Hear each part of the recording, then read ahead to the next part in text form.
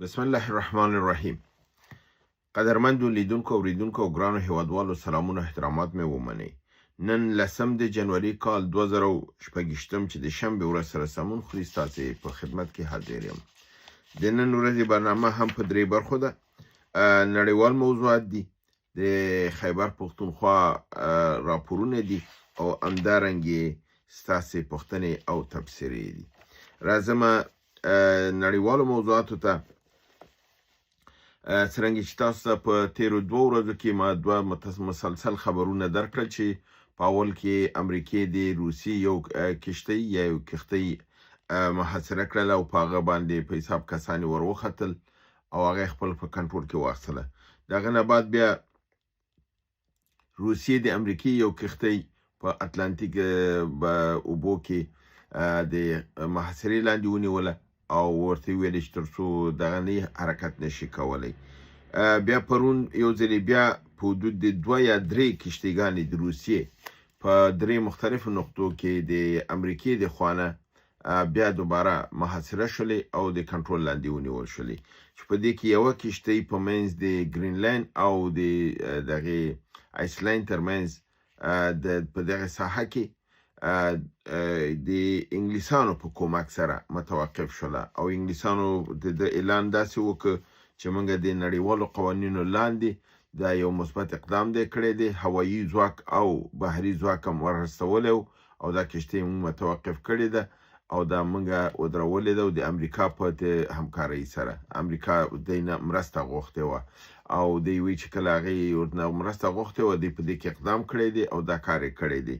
نو دلته د انګلیسانو امریکایانو ته په پټو سترګو د غلامۍ او دغه ښیي چې په حساب هغې یو نه کومه همکاري غوښتې ده، دی ورسره مرسته کړې ده، چې دا هم چنان د اسلامي نړۍ لپاره یو درس داسې دی چې هلته وګورئ ټول یو د بل په ځان پراته دي، یو بل وهي او ټکوي. څه بد حال دی په یمن کې په یو خانه حوثیان دي، بل خانه دا د 2 ډلې نورې د امارات او د سعودي دي، خپل په منځ کې لګیا دي سره وهي.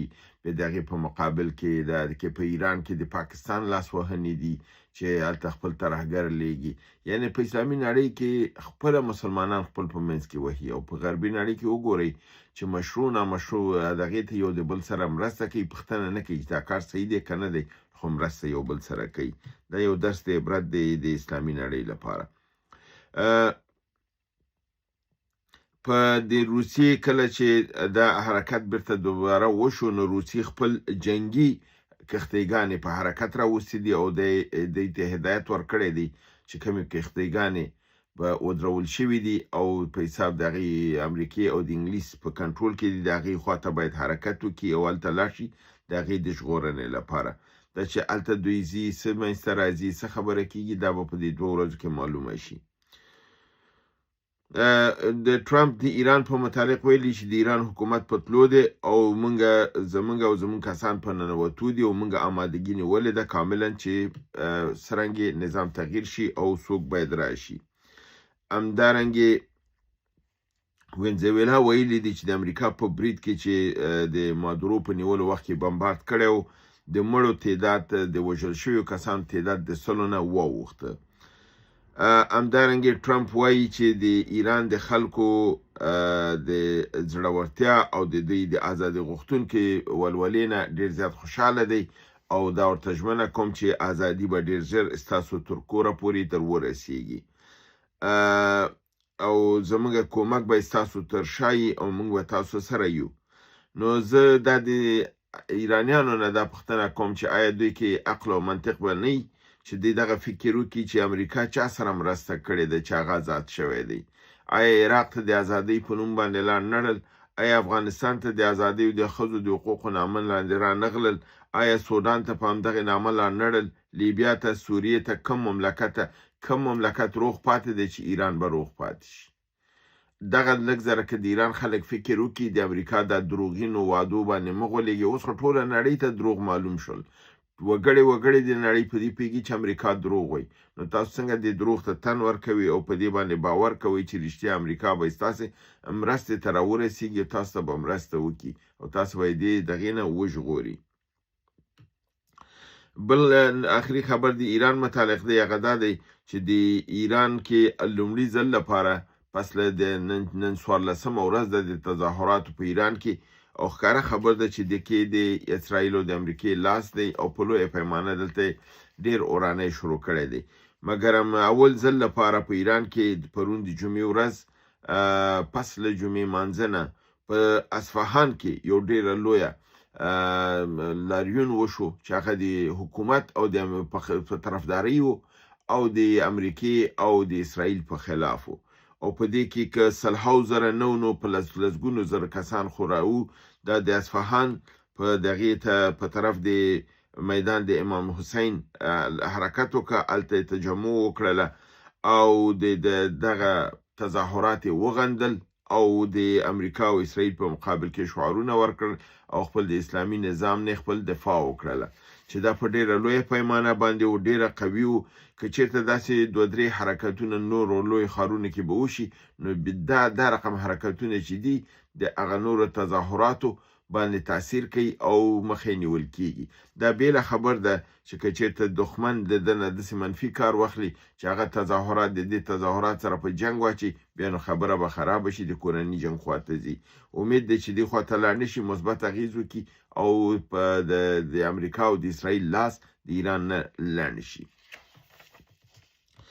راځم د خیبر پښتونخوا او په دغه کې د ازادي غوښتونکو مبارزو څخه خبرونه په 8 د جنوري مجموعاً په خیبر پښتونخوا کې 4 عملیات صورت نیولې دي چې په دې کې 2 په وزیرستان جنوبي کې یو په بنو کې یو په باجوړ کې ولایت وزیرستان جنوبي ولسوالۍ شکتوی پیاژه په د علي خیل په کلی کې پر نظامی پوستې باندې برید شوی دی چې یو عسكر وژل شوی دی همدارنګه وزیرستان جنوبي ولسوالۍ سروکای 2 خوراکي اکمالاتي موټرونه د مجاهدینو لاسه پریوتي دي ولایت بن ولسوالۍ ډومیل د نظامی موټر ته کمین نیول شوی دی 2 پکې وژل شوی دي 4 پکې ټاپیان دي باجوړ ولایت لوی ماموند په سیمه کې په 13 شپه د یو کمین په صورت کې چې د بادسیا پر پوستې باندې وشو د ماټر توپ نه کار واخیستل شو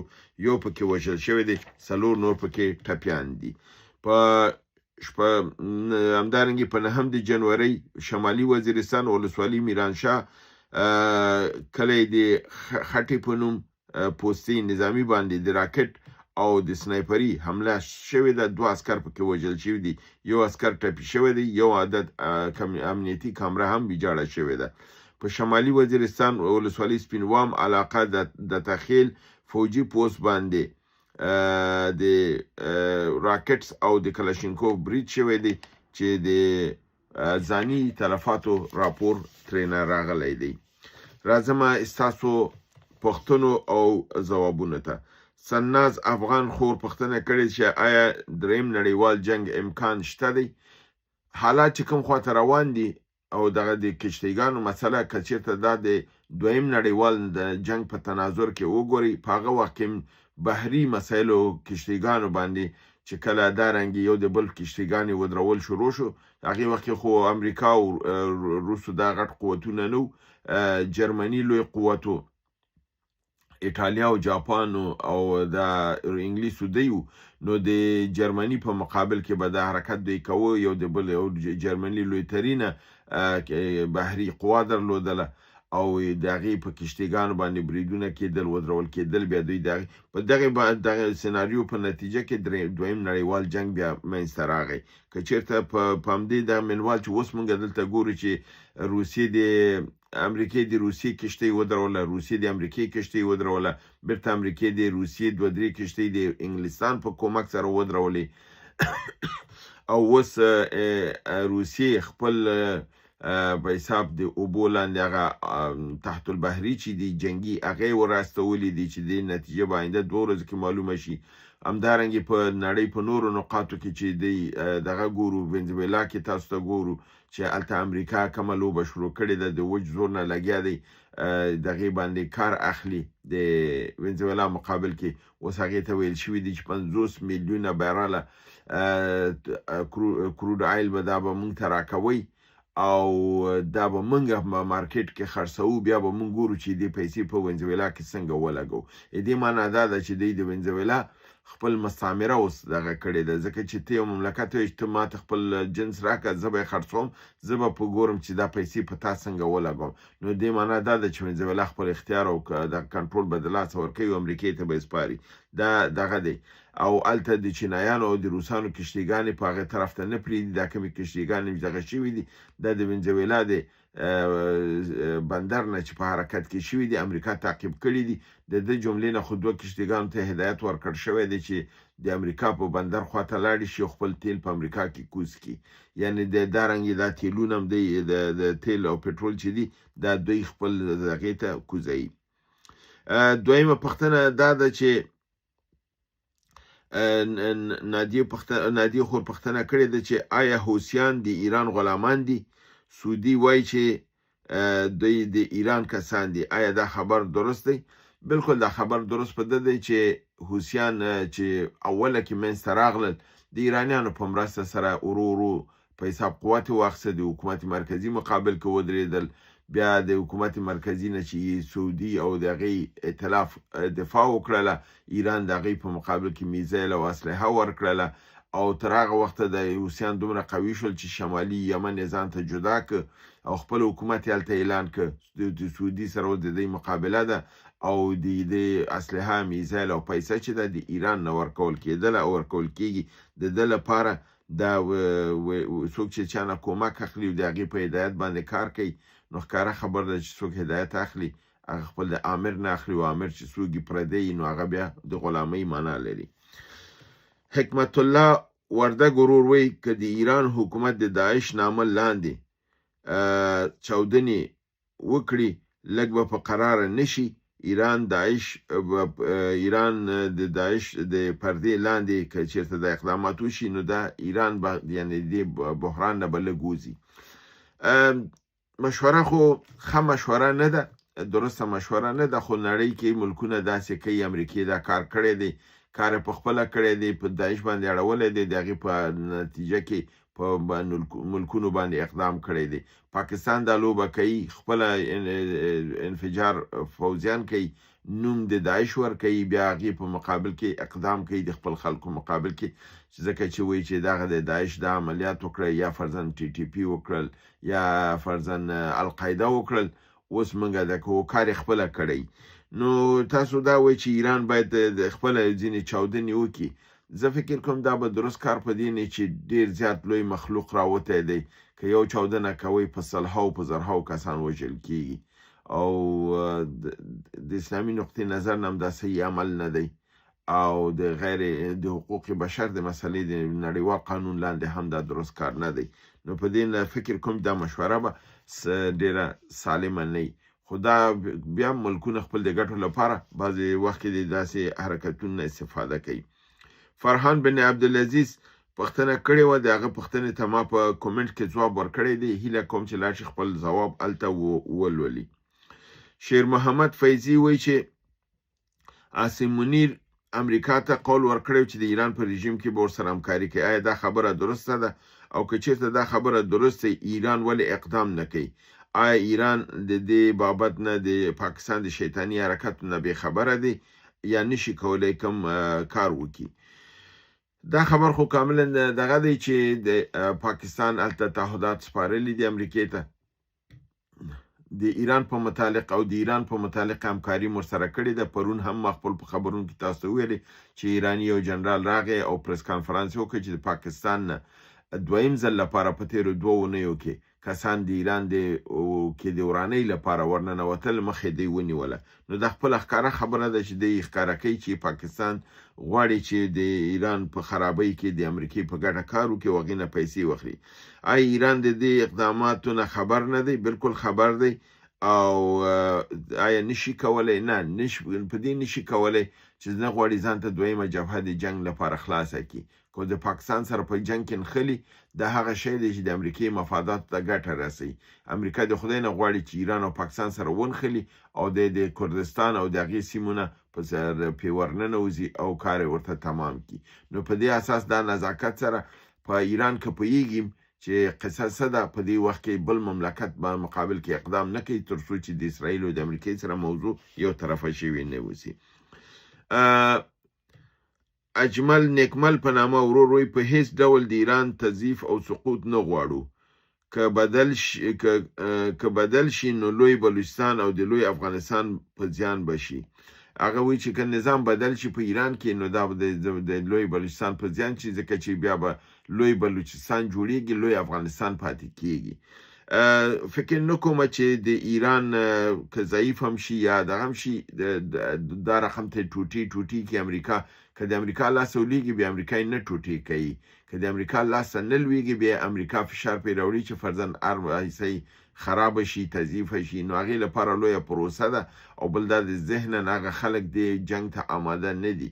نو په دې اساس زه فکر نه کوم چې دا د لوی افغانستان په دغې باندې تاثیر وکړي یا دغه بدلون د دومره په لویه پیمانه راشي چې لوی بلوچستان دې جوړ شي او افغانستان دې پاتې شي. محمد غوث وایي چې د سایبري جنگ په جګړې په مقابل کې خبرې کړې دي محمد غوث ورور خپله او بیا یې پوښتنه کړې چې آیا د امکان د مخنیوي شته دی. بالکل د امکان د مخنیوي وجود لري په مملکتونو کې نن سبا چې کوم وخت نه د آی ټي او ای آی سیستمونه نړۍ ته متعارف شوي دي په وزارتونو د داخله وزارتونو کورنۍ چارو وزارتونو کې سلونه اضافه شوي دي په نامه د سایبري جنگ لپاره. هلته د دې هکران او لوی په حساب ساینسپوهان د دغې رشتې ناست دي هغې د نړۍ ټول موضوعات څاري او د ممکنه سایبري برید لپاره د هغې مخنیوی کوي او د دې مخنیوی موجود دی کیدای شي لوی مملکتونه چین روسیه امریکا د اکثرا د سایبري حملو په دغه کیږي او دوی بیا دغه مخنیوی هم کوي او بعضې وخت کې چې عمل انجام هم شي بیرته د هغې ریکوري کوي او بیرته خپل سیستم جوړوي. نو د دې لپاره نړۍ کې د یو سیستم په شکل کې اوس کار روان دی. خان ورور ګیله کړې ده چې معلومه نه ده دا ګیله د کوم بابت نه ده داسې کوم ښکاري چې وایي چې پوښتنه مې کړې ده ځواب در نه دی دا کړی نو زه چې پوښتنه وګورم ځواب ورکوم. او بله خبر دا ده چې په د ورځې کم از کم 400 نه تر 500 پورې کومنټس چې راځي زه دا ټول لولمه مګر په فرض وکړئ چې په 400 کې که څلورمه حصه پوښتنې وسي دا 300 نورې تاسو هم داسې په حساب تمجیدي او تمهیدي کومنټس واخلئ او تبصرې واخلئ. سلې که پوښتنې وسي نو آیا زه 100 پوښتنې په یو برنامه کې ځای په ځای کولی شم؟ امکان نه لري ځکه چې 100 پوښتنې که هر پوښتنه یو دقیقه شي نو 100 دقیقې شولې د ده بابت نه ممکنه نه ده. زه دومره ماته چې څومره مهم او دغه ښکاري هغه پوښتنې را اخلم ځواب ورکوم. ټولې پوښتنې راخیستنه ممکن نه دي ځکه بعضې پوښتنې اګنور کوم بعضې پوښتنو ته عملته لنډ ځواب ورکوم او بعضې دلته تاسو ته ځوابوم. عبدالغفار عطایي پوښتنه تکراري وه نو ورته مې وروره بیرته عملته ولیکل چې ستا پوښتنه تکراري ده لاړ شه بله برنامه وګوره ستا ځواب به ترلاسه شي. ضیا جیلاني وایي چې آیا ایران کولی شي چې خپل د دوستو ممالکو نه کومک غواړي تر څو دغه شورش یا ودرېدلې چې مقابل کې د دې مخه ونیسي؟ بالکل ملکونه په داسې حالتونو کې هغه ملکونه چې په دې شي کې تجربې لري د هغې نه کار اخلي او یو بل سره مشورې کوي. فکر کوم په دې بابت کې د چین او د روسیې نه کومک غوښتل شوی دی. عبدالبصیر قادري وایي چې بعضې اصلا فکر کوم دا ورور په خپله بلوچ دی یا څنګه دی وایي چې د بلوچ خلکو زایدان کې د خپل د حقونو لپاره د آخوند صفوي دغې په مقابل کې قیام کړی دی او دا په نامه د تروریزم ټکول کیږي او آیا که څوک خپل حق غواړي هغه تروریست دی او تاسو ولې دوی ته تروریست وایي؟ ما ته یې ویلي دي چې ته ولې دوی ته تروریست وایي؟ ما کله دوی ته تروریست نه دی ویلي وروره. که تاسو وګورئ زه د خیبر پښتونخوا د بلوچستان خبرونه تاسو ته وړاندې کوم ټوله نړۍ دوی ته تروریست وایي پاکستان ورته تروریست وایي امریکا دا مګمزي خبرونه تاسو ته وړاندې کوم ځکه چې زه دوی ته ازادي غوښتونکی وایم. اوس نړۍ د فلسطین خلکو ته هم تروریست وایي اما د فلسطین خلک ازادي غوښتونکي دي. د کشمیر خلکو ته هم هندیان تروریست وایي اما د کشمیر خلک ازادي غوښتونکي دي. بنان د بلوچانو ازادي غوښتلو حق ما هیڅکله ورته نه دی ویلي چې دا تروریستان دي. اما زه هغه ډلو ته تروریست وایم چې کله فرضاً د پردیو په لاس باندې خپل د مملکت او خپل د خلکو په منافعو په مقابل کې ودرېږي، هغه نادرسته کار دی. که چېرته همدغه د ایران د خلکو ودرېدلي دي تظاهراتو کې، دې کې دوه لاسه دي. یو دا دی چې ترهګرو لاس دی چې خرابۍ لپاره دا کار کوي، یو ډله په دې کې دا ده چې واقعا خپل په مملکت کې بدلون غواړي، خپل حق غواړي. نو هغه څوک چې حق غواړي د ایران د حکومت مقابل کې زه ورسره ولاړ یم چې حق یې باید ورته ورکړل شي. عین افغانستان کې هم د دې شي زه تایید کوم چې افغانستان کې باید خلکو ته د خلکو حق ورکړل شي. نو زما موقف بالکل واضح او کلیر دی، زه په دې شي کې کوم ابهام نه لرم. هیله ده چې برنامه وګورئ، خوښ کړئ او دوستانو سره شریکه کړئ. تر بل برنامې چې ستاسو حضور ته حاضرېږم، تاسو د لوی پروردګار امان ته سپارم. وما علینا الا البلاغ.